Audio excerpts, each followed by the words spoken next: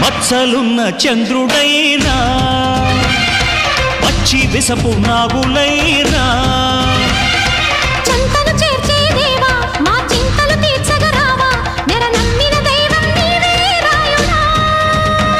ముక్కోటి వేల్పులలోన ముక్కోపి నువ్వే అయినా ఎలుగెత్తి పిలవంగానే పలికేర ఇంకెవరైనా మా తల్లి తండ్రి దైవం నీవే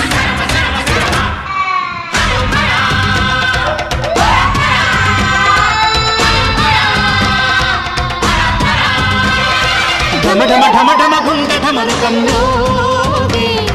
గణ గణ గణ గణ గొంతు గంటగా మారే